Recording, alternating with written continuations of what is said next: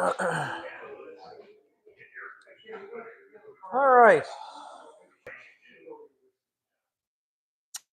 I think we'll, I'm going to give it a few more minutes just so, everybody can get a chance to settle in. And if you want to go across the street and have a beverage real quick, you can. We are live on YouTube at the moment, so anyone who's joining us there, thanks for joining us. Hang in. We're going to begin the reading in about 5 minutes. So, okay.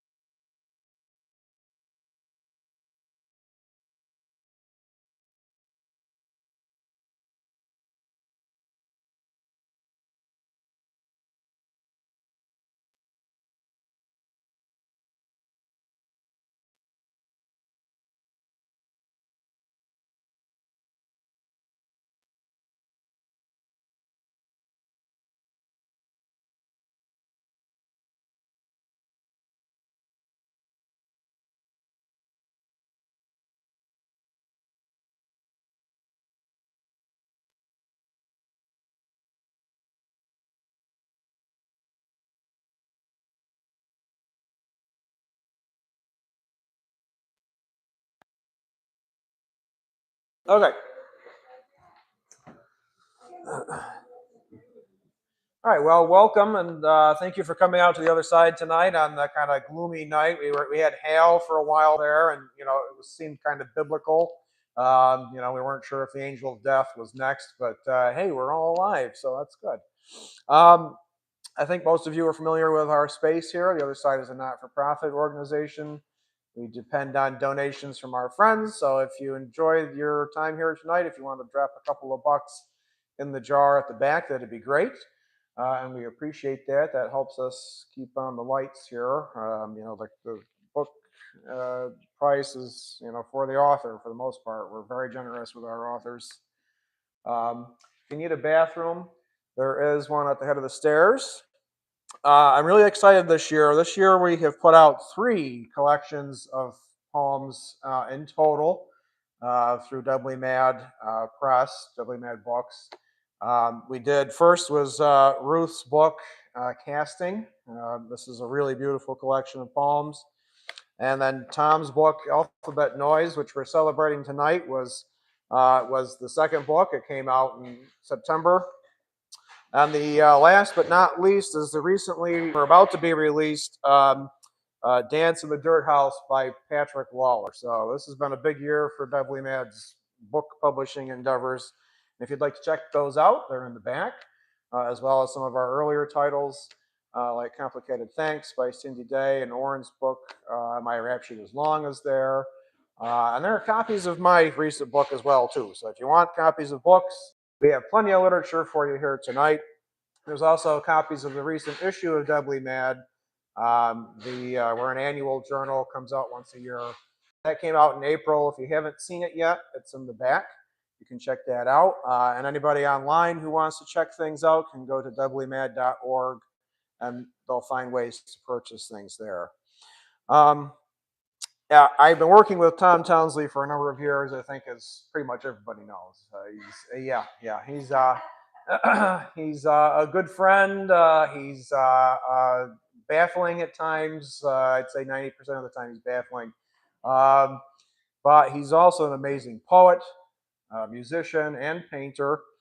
And this is one of my favorite collections that I've had the chance to work with him on. Alphabet Noise is perhaps his most out there book in terms of how it experiments with language and narrative structures. It's kind of a wild ride. I love it. And I hope that you're going to really enjoy hearing him read some poems tonight from this new collection, which, if you haven't read the book, is an immersive experience, a croquembouche of crunchy predicates and polysemous jouissance, as John Olson says. So without further ado, please help me welcome Tom Townsley.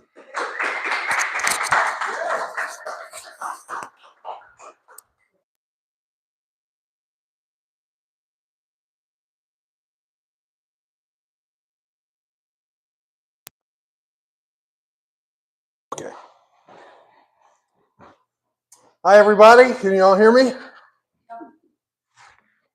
Too bad. Well, I thank you for coming out here on this hail storm evening. It seemed perfectly appropriate to me.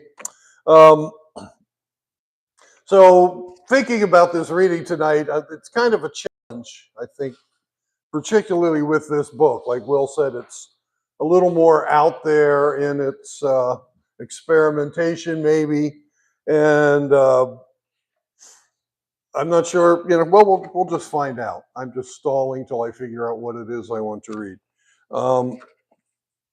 But I'm going to start with a couple selections from this 32 poem length piece in the middle called Famous Last Words. One of the challenges too is most of the poems in this book are serial poems. All right, so they're pretty long in the aggregate. There are very few of what Jack Spicer would have called one-night stand poems in here. So deciding what to read, I give you little bits and pieces of different things, or do I go for a whole text? I thought that a few selections from Famous Last Words might be a good way to start. And one of the decisions I had to make when putting the book out was I wrote a preface explaining, always a bad idea, explaining what I was trying to do with some of these poems. I decided not to, but since you're our special audience here tonight, we will fill you in. So the texts in Famous Last Words were written using the vocabulary of other poets. More specifically, the words or phrases found at the ends of lines in the work of other poets. So the composition process involves skimming several pages of a particular poet's work, culling out some end words or sometimes phrases, and then rearranging them into syntactical units of some sort or other. I allowed myself once in a while to change a verb tense or number, from singular to plural, that sort of thing, to make them cohere syntactically. But for the most part, the words appear in their original form with the occasional addition of an article or a preposition. I also resisted the urge to actually read the source poems in their entirety. I just kind of went through, grabbed some N words, rearranged them until I came up with something semi-coherent. If it was coherent, I went back because I didn't want that. So my goal, or one of them, was to see what I could write using another writer's words. Of course, you could argue that all poets draw upon a language that's already there. But I limited the pool of diction I had to choose from by doing it this way. And one of the interesting outcomes of this experiment was the realization that certain words and images, and indeed certain types of words and images, tend to recur among nearly all of the poets that I was reading. Well, you'll see probably what some of them are. The vocabulary is not necessarily unique to the authors in question, but it's already there for all of us to draw upon. Like I say, it seems like all of these poets were sort of tapping into this giant poem, when you start mixing them around like this. So any one poem I'm reading here is just from the work of a particular poet, some of whom are in this room tonight. So the first batch are from a guy named Ivan Arguelles. I've got some from John Ashbery. I've got some from Philip Memmer, Patrick Lawler, Darrow Wire, William Welch made it in here, George Oppen, all kinds of stuff. So another thing I should point out is that, between two words in this poem could be like hundreds of pages in these poets, until I found the ones that I wanted to put together. The only other thing I'll say, I guess, is that I went for 14 lines per poem, sort of an ironic echo of the sonnet, I guess, though they are not metered. And I like to think that the poems in Famous Last Words are not simply the result of a process for which finding the method of composition is the final or maybe only step needed to get the poem. I hope these are transformational in some way. That is, I'm using this methodology to say something that I might not have arrived at otherwise. Right? That's kind of the point of it. So anyway,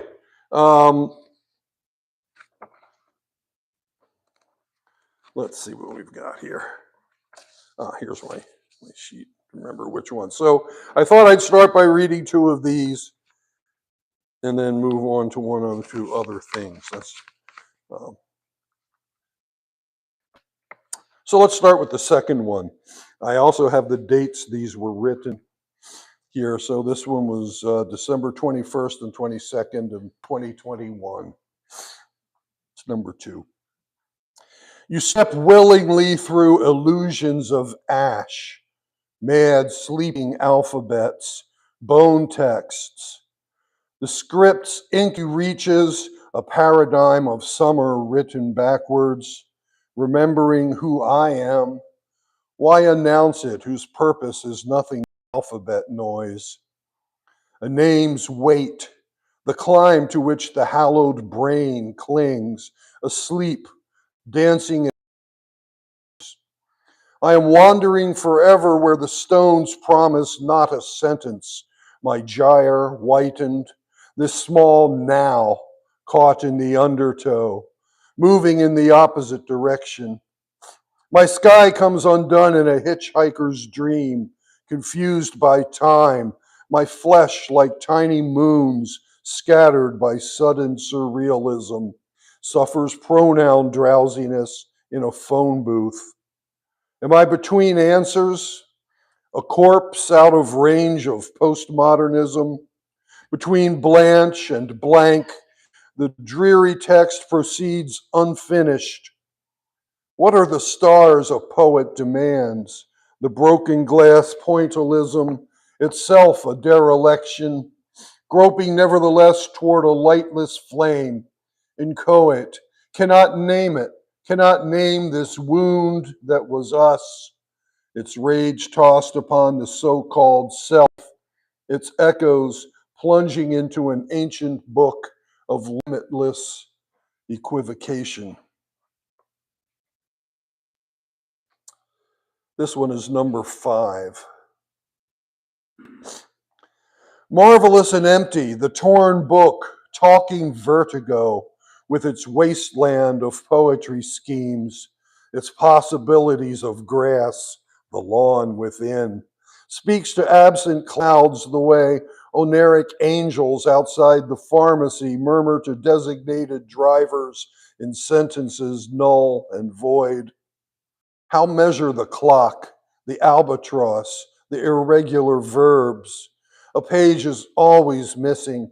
Each persona is merely a fulcrum, while habit does the speaking. And the past is what you say death with. And therefore I pretend you are still here with your candy hearts and straws, new skin dissolving in a wake of yellow whorls, feigning tenderness on stage, but never waking behind the mask. Every word a vacuum. You are the whole I cannot undo. In these dead passages, the white stain is there. Our pronouns reverse. I see the other me in a green haze, plying paramours in tired reruns. Overwhelming nostalgia appears as a glistering cloud of looming.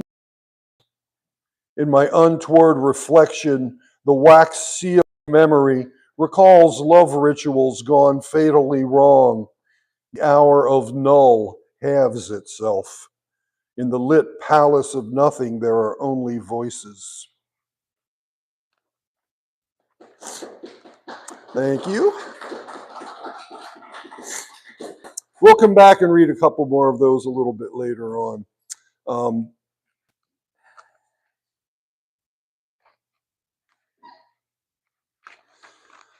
I'm going to read one called Time Curve Postlude on page 58 in your hymnals. So when I was in grad school at SU many moons ago, I befriended a man named William Duckworth, who was a wonderful composer, kind of avant-garde composer who taught music at Bucknell. And he wrote, he's probably best known for this piece he wrote called Time Curve Preludes. So I thought I would, he's passed away since. Really interesting musician. You can find his work, and he has some music textbooks that are wonderful too. Anyway, this is kind of, at least in part, thinking about him. She said, "You should adjust your moon acumen." I said, "What does that mean?" She said, "It's like a wishbone, only saltier." I said, "I still don't follow."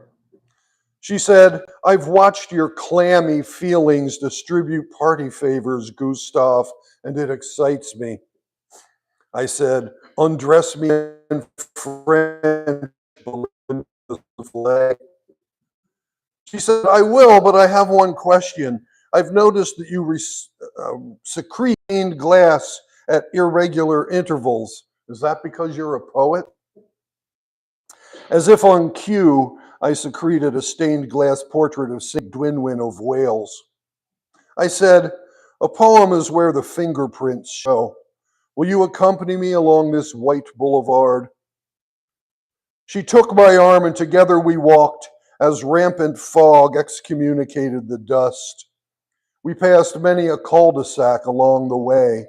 At one, we observed a crowd of minimalists standing outside the Arboretum, clutching their empty sketch pads. She said, "Do you remember the day you lost your circumference in Sea Isle City? We were strolling along the beach and you said something about time curves. What was it?" "When time curves, things repeat." That's it. When time curves, things repeat. And the moment you said it, all the calendars turned their blue keys. We could hear the tumblers yielding with a universal groan. Then we tried to hold a mirror to the Venus foam of Sea Isle City, she said. "I remember," I said. At that moment, a trumpetantera rent the sky. I wanted to curl up inside her interstices and practice Dorian scales. I wanted to travel the length of her tropes as if through a wormhole. I wanted to be her adjoint operator, to ravish her wishbone along a complex matrix in Hilbert space, to wax her transom and whisper schwas in her one good ear. I cried, tell me, Belinda Souffle, with your ampersand hair, your dress made of crossword puzzles, and your eyes awash with flowers, what would it take to drain the moon acumen from her lips? She sentence lures us into a cul-de-sac of its own making, but sometimes the words come unmoored, their orbit more entropic, and their echoes fainter, like church bells heard underwater, or the voice of a dream narrator remembered suddenly in the tepid light of day. Every poem is a collapsing wave function, Gustav. They clatter about us like a hail of moon cartilage, then sink into the empty page, perhaps even this one. I said, pray for us, St. Dwinwin, in the hour of our paraphrasable longing. Then I said, tell me, Belinda Souffle, how is it after all these years you are still my watershed and your memory my paperweight? Why is your every touch like spooky action at a distance? Why must we go on gathering corncockle and picking up stray gloves along the Rue Fontaine? Why must we paint childhood landscapes using 3 shades of white?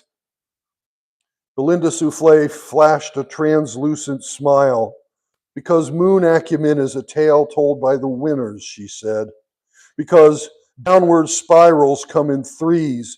Because most utopias prove unwieldy, and only through a leap and a turning can the unfamiliar be glimpsed. Because you can't paraphrase a poem without thumb screws.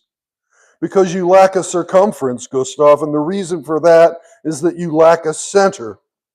But mostly, she said, as the great wave rose behind her, towering higher and higher until it blocked the sky.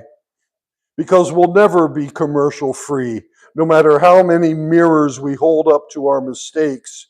Do you understand what I'm saying, Gustav? Please tell me you understand. Beginning to, I said, reaching out an imaginary hand to touch her cheek, but by then it was already too late because the water covered everything. Thank you.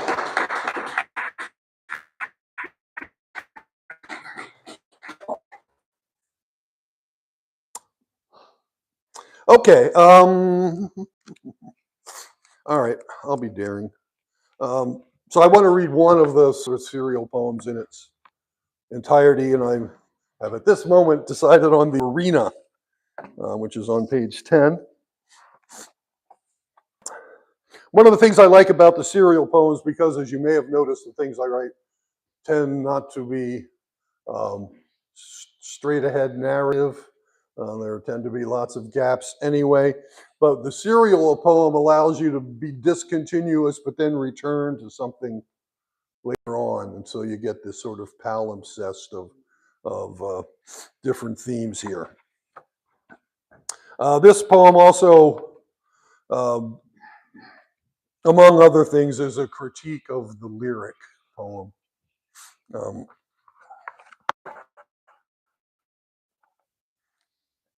Both a critique and a surrender, perhaps. I enter what some call the arena. Would you say that the radio is tuned between stations? I dance in thin air above the sinkhole, which is to say, I acknowledge despair, and this alone makes gaiety possible. Do you remember the time you read that a lover's body may be likened to a palimpsest of texts, some written by the body and others inscribed upon it? The trick, we learned, is telling which is which. Consider yourself forewarned, this is not a love poem. Eyes have left for Des Moines. The reader seeking eros or even agape may experience a dopamine shortage. With that established, dearest, Would you say I aspire to radio silence or radio static? Did you know that arena means sand strewn? Don't read too much into the fact that night has fallen. As I watch, the moon slips another ransom note under my pillow, but this is not that kind of poem either. The fields marked asterisk are required. This poem uses cookies. This poem would like to send notifications. This poem would like to generate rhetorical antitheses and culturally ordained binaries set in opposition like armed gladiators. This poem would like to fail in its ontological striving. This poem would like to leave late industrial capitalism unchanged. What this poem assumes, you shall assume, though this poem respects the temporary accretion of perceptions that comprise your so-called self and offers a range of privacy options. This poem would like you to remember sundogs over Pensacola. This poem would like you to remember what happened that night beneath the apple blossoms. This poem would like to effect an Ovidian transformation of an imaginary love into trees, springs, rocks, flowers, rivers, or birds, but only to make a point about figurative language, since this poem is not a love poem. Why must this poem keep reminding you of that? I was too busy positioning the electrodes to note the color of his eyes. I was too busy positioning the electrodes to gauge the thickness of her lips. I was too busy positioning the electrodes to dial in the station that speaks for you, or vice versa. The purpose of the sand is to absorb blood, she cooed, proffering a sprig of dill to the assembled spectators. I shall remain respectful of your jouissance throughout the surgical procedure. Meanwhile, high above Des Moines, the moon turns to pumice everything it touches, and so teaches us a valuable lesson about desire and loss. Is it fair to say that from our vantage point, this sinkhole resembles an archaeological site? Can you hear all the writerly texts murmuring from below? Perhaps that moon and this sinkhole share certain traits which only a former lover is qualified to observe. I was too busy positioning the electrodes to consider that possibility. The reader is reminded that some slippage is inevitable. Don't read too much into the falling pocket watches. I woke early only to discover that someone had been tampering with my re-entry burns. That was the year I lost my peripheral vision in the war. Say, is this the station where all the voices are pre-recorded? Is this the station where the music has blind spots? Is this the station structured like a language? Is this the station where I drive a blue car through your dreams? Get out of here with these shop-worn tentacles, he cried, clutching a sprig of creepy hellflower. The arena is no place for a lover's lament. Ask anyone in Des Moines. One arrives clean-shaven, carrying a black valise that contains a meta-language. He wants to argue that every play is a play within a play. Nevertheless, we remain trapped within the synecdoche of dreams. Meanwhile, in Des Moines, where the diaphanous tastes of phosphor, an object relations theorist moon rises above the radio station. Meanwhile, elsewhere in Des Moines, one former lover bleeds morning glories. We once read that the body is not a social construct, but all these words are, and the selves that we conjure by thinking with words are constructs as well. Welcome to the death of literature. Sorry, I meant dearth. Today I will calculate the ratio of barometric pressure to epistemological uncertainty, a relationship between physical and mental quanta in which lovers play no part. I apologize for keeping you waiting, but the anesthesiologist is stuck in traffic, the surgeon muttered, waving a sprig of corncockle. From Pensacola to Des Moines, is 1,029 miles. It was becoming indistinguishable from the arena. Between the mute fire of nerves and the coil of memory, words and their endless deferment. We are embodiments of words, words made flesh. Didn't we read that somewhere? Jesus wept Velcro tears. The poem refined its algorithm. Allegorists are standing by to take your call. Meanwhile, in Des Moines, someone got the bright idea of opening a candelabra shop in the new strip mall, the one next to the landfill. I'm ashamed to admit that my colleagues feel sorry for me owing to this glandular condition, but it came in handy when I tried to strip mine your affection. Who knew the runoff would be so toxic? Last night, I dreamt that it was night and I was dreaming. I woke to find myself surrounded by laughing narrators riding in bumper cars and eating cotton candy. When they saw I was awake, they ripped off their monk's cowls and waved them overhead, shouting, "Hey, Bucky, haven't you heard? The unexamined life isn't worth living." Then they laughed some more. The radio hisses.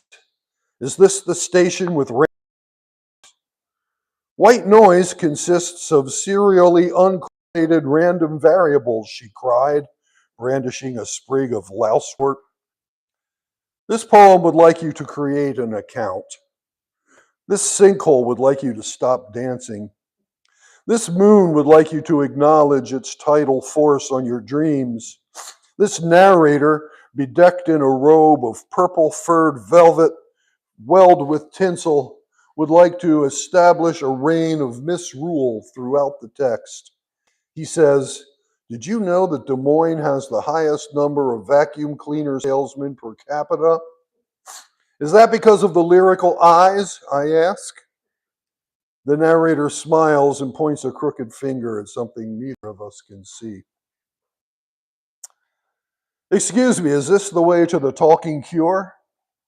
I was too busy positioning the electrodes to turn off the aesthetic from the ethical. When did your memento mori stop allegorizing? When did your image transformed itself into a referent? That was the year I lost my aspect blindness in the war. One narrator leans toward the mic and in a voice mostly uvula says, "Be our fifth caller and win a brand new lover of your dreams. That's caller number 5. I feel some countertransference coming on. I feel my re-entry starting to glow. I feel like touching that dial. I feel like changing stations. I feel like taking this vacuum cleaner attachment and bludgeoning caller number 5. Don't read too much into the falling apple blossoms. Don't read too much into the floating candelabras. Don't read too much into the dyspeptic figures. Don't read too much into the overflowing jouissance. Here above the sinkhole, one can read the bottom as well as left to right. But what exactly does such a reading entail? Furthermore, what constitutes the bottom? Perhaps these words form a paratext floating like a sundog beside a main text that is not yet visible, she said, unfurling a sprig of clasping henbit. I was too busy positioning the electrodes on caller number 5 to decode her remark. Which is precisely why you need a meta-language, said the narrator, popping the latches of his black valise. He opened the lid and waved hand in the air with a flourish. Voila! I peered inside, but these are just more ransom notes, I protested. The reader is reminded that some slippage is inevitable. What remains once the effects of marketing are removed? Was it Rimbaud who said all moons are painful? This poem would like you to savor its bouquet of resemblances. As we watch, the lyrical eyes wearing robes of ambient light gather outside the antechamber singing the old hymn, Time is Syntax, unfolding inside us. Meanwhile, in Des Moines, I have a recurring dream about parthenogenesis. All I remember is that you're not in it. That was the year I lost these anachronisms in the war. Say, is this the station with encroaching margins? Do her anonymous horizons beckon you like a shadfly to a street lamp? Look, you see that narrator dragging allegory behind him on silver chains? He would like to impart a few words, which you will probably perceive as echoes, and which will leave an aftertaste of forgotten wine in your throat. Don't be surprised if it leaves you thirstier than before.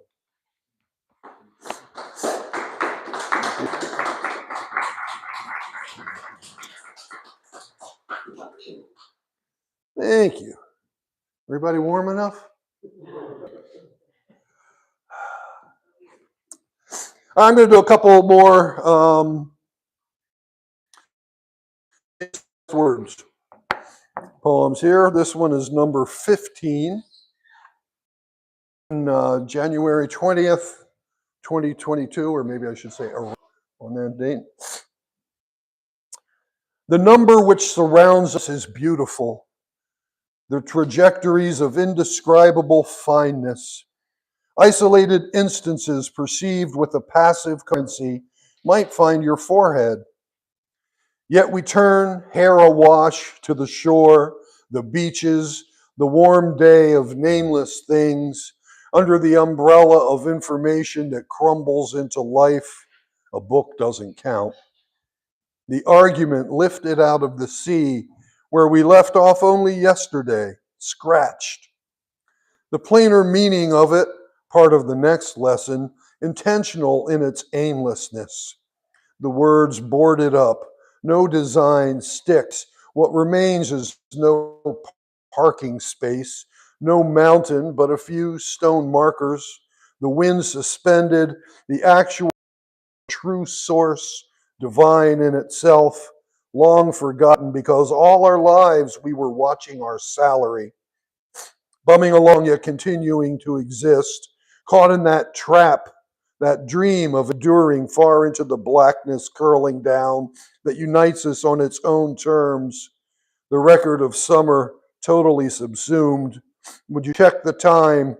Those feelings you might think to be history may be allowed at the end. They will seem like a joke. The final story will remain, and memory strum its lyre at the edge of our days.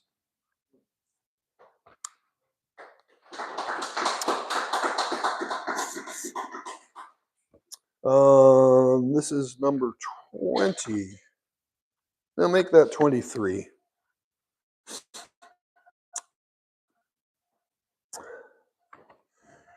January 26, 2022. In certain men, skepticism is a knife to the throat.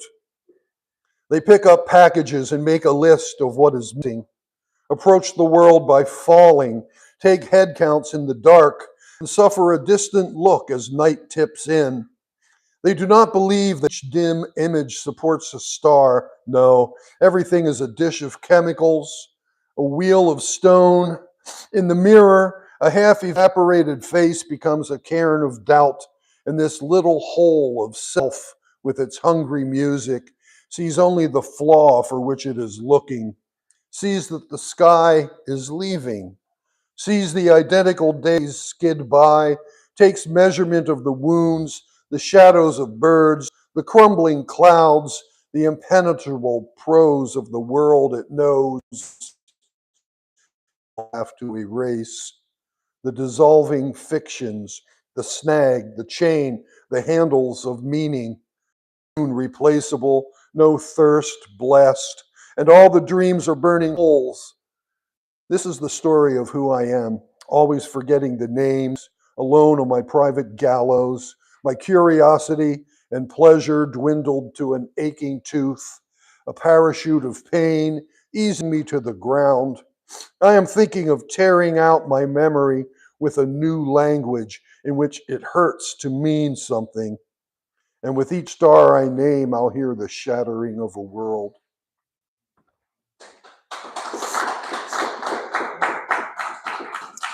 Thank you. How are we doing here? Okay, I'll read one more from here, and then I'll finish two more of the famous last words. I'm going to give you a choice. Do you want it at 3 o'clock or Dopic? I like effulgence. You want one vote for effulgence. Any other thoughts? I mean, it's better if you haven't read them. Just let chance decide.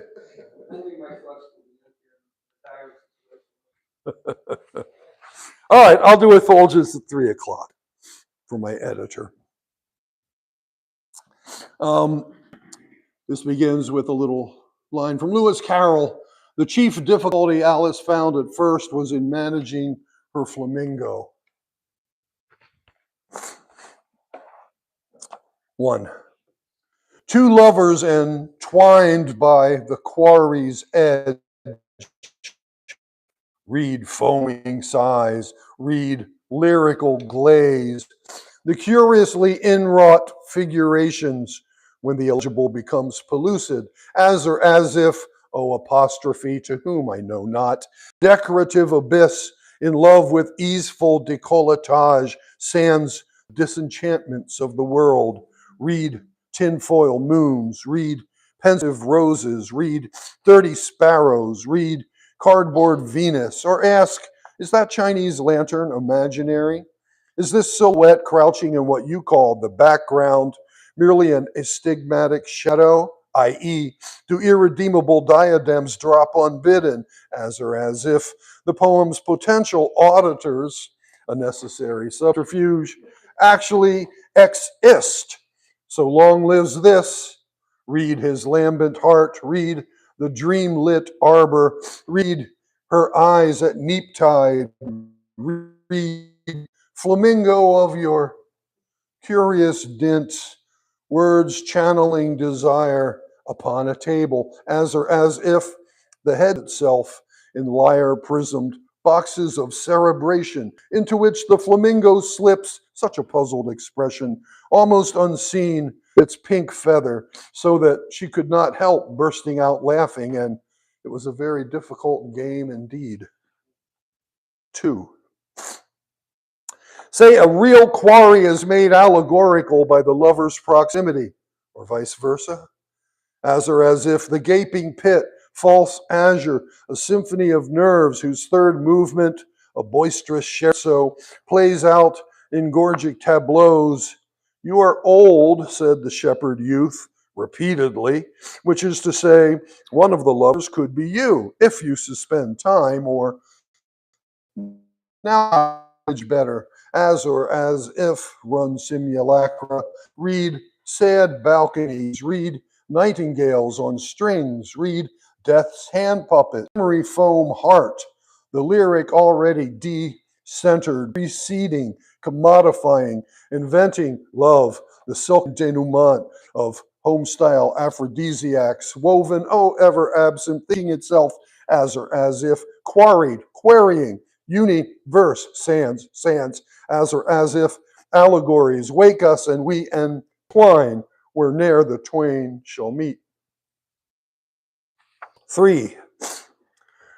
Read his battery-operated bloodstone, read her periwinkle herring, read his synecdochic dowsing, read her photosynthetic inculcation, read his splenetic peripheries, read her dulcet phlebotomies, read his warrantless panegyric, read her saturnine incubators, as or as if borders, edges, shibboleths, all are written to nobody, which isn't useful, said the king. Or would you rather think in greeting card slogans, run on verbal donut tires, dine on TV dinners, limit reflection to selfies, as or as if, eat your Jell-O, Reginald, simply tabulate pleasures and pains all your so-called life, and if you cannot afford a poet, one will be appointed to you. So just a reminder, you are scheduled for effulgence at 3 o'clock. Please have your flamingos ready.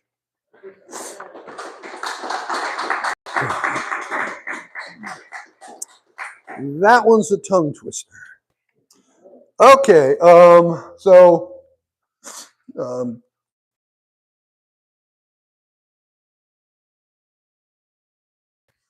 comment you might have.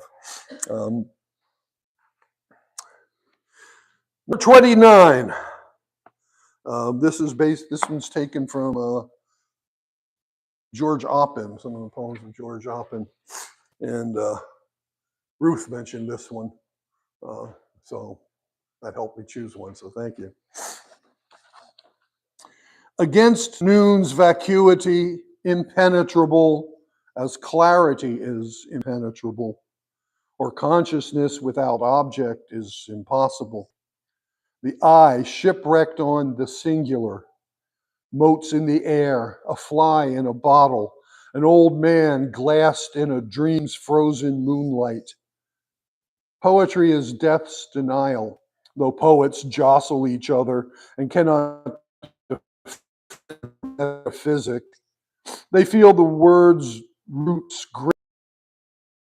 twigs into branches, into myth and covenant, and singing of the imaginable sea, of silence imagined as transparence, thickening the air, to see the people, to visit other islands, to speak of public justice and make indifference crumble like the hard edge of concrete, to take the pulse of sorrows and know it is the real that we confront, which may crack open as sidewalks and minds are said to. And the weight of cause cannot explain itself, for these are the words we choke on, our art an isolation of the actual, which is too little the ghosts and glitter, too little the feathery serpent unfurling in our confused calendars, too little what has happened to me, an old man singing in the sun, his mind rising, imagining itself rising above the pipes and broken works of the world.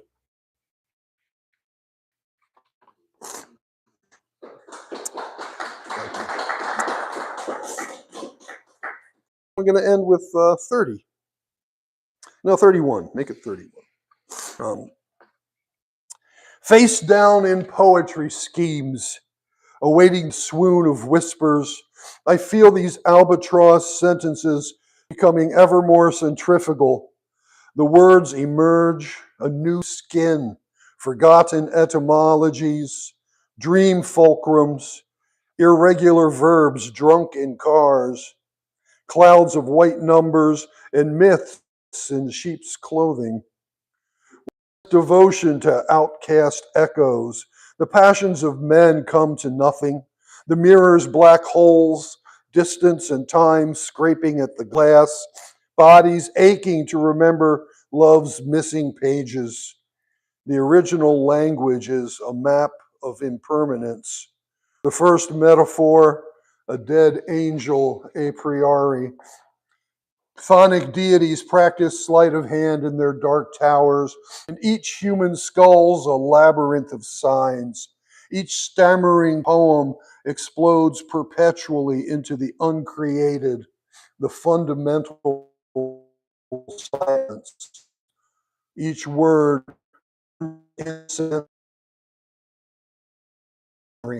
a falling star, and nothing else will fall. So how was your summer? Were we crazy drunk and wrecked by music? Did the cymbals speak their pluralities? Did we dare the thunder to erase our names? Thank you. So I guess if anybody has any questions or comments or suggestions, yes. That one poem that you've been reading from Famous Last Words, I've read, I think, all of your books. And that poem, I said, oh, I finally understand Tom. This is the most personal poem I've ever read of Tom. Which one? Which one are you talking about? Famous Last Words, which Oh. you now said is 1,000 other poets' words. Yeah. So how did that? Poets that you know, I felt some kind of affinity with, but there were words. Let's see if I can find them. I've got them written down. Words or images that mirrors, darkness, stones, angels, moons, eyes, words, horizons, light, the sea, gardens, lovers, music. I mean, that words and images were the grist of so many poems. It was kind of interesting. So if that's the most personal, the vocabulary and things I got from other poets, that's kind of interesting. I think well, I'm not going to say which one I think is the most personal. You all can read it and speculate. But you know, it was interesting. I'd never tried writing in that sort of collaging fashion before, but it was actually a lot of fun. And then some of the other poems are sort of old poems I'd written where I only liked parts of them, so I just kind of glum, see if I could get some sparks to fly. And others were just raising the antenna up into, you know, whatever is up there and just letting the stuff come through and just sort of writing. Nothing was, you know, outlined ahead of time or had a theme that I was trying to develop. Well, themes emerged and sometimes kind of quickly, but what interested me and has in the last couple of works is what happens when you break up narrative, right? We either try to make sense of things by telling stories about them, or sometimes through like a logical syllogism, right? So what happens if, you know, I play against those things to some extent? And what I find usually happens, at least for me, I say, oh, there is actually kind of a weird logic. Maybe logic's not the right word, but there's some undercurrents that seem to connect a lot of this stuff that's, you know, disparate. So that for me is kind of interesting. And I try to write in some of these pieces really strange sentences, you know, that have never been, I don't think, written before. Just as one example, a piece in here called Oof. So the first sentence of this is, together we watched the tipple boy traipse across the shag, clutching fistfuls of thrip-infested henbit in his pale fingers, but because there was no suede to be found, causation, and okay, there's a subject, there's a verb, but the semantics play against that. And to me, that's a useful and interesting thing to play with, right? It gets you outside of your usual meme speak, right, that we use to process so much. I was reading an article about psilocybin mushrooms the other day, and basically it said, what, you know, all of our brains and whatever we call ourselves is really like a cluster of particular neural patterns, right? Just the firings that our experience has given us, and then we tend to, whenever possible, stick to those same neural pathways. But the psilocybin or, you know, LSD, whatever your choice may be, opens those fire neurons, connect things that haven't been connected before, right? The operator is just filling up the switchboard. And then ideally, says, well, not ideally, but afterwards, when the self sort of reconstitutes itself, it still is able to make connections that it wouldn't have made before. This lasts for several days. And in some ways, I'm trying to write texts that do that, right? That fire neurons that normally would not be. So yeah, this psilocybin alphabet noise. Yes. I think it's really interesting that it is the structure, the grammar of the language is such that you can put in these different variables that are not in their usual places. And maybe part of what makes it seem what you're saying, that there's something connected there, is the structure of the language itself is providing that. Yeah, that's certainly part of it. And I think especially things start to echo also, and that makes, I don't know, I'm used to reading my stuff now, so I read it and it makes perfect sense to me, but I'm guessing maybe some of you don't experience the same way. Oren. It's like just me being that, I'm not very good at reading realism poetry or realism anything. So I would really, when you read it, it makes sense to me. Ah. And so I think you need to put a CD. Ah, okay, well. You do it, you read it. And I would love that. See, I wondered that, like I thought this book, to me, I was worried like it's going to be more difficult to read just because it's, you know, even more out there than the previous book, which at least kind of plays with narrative. And this one, sometimes it was breaking stuff open. So it's interesting to me that the voice actually helps it. I wonder if that does have something to do with exactly things, your intonation and your pacing adds another level of reference into the material that you wouldn't have if you were just reading the text.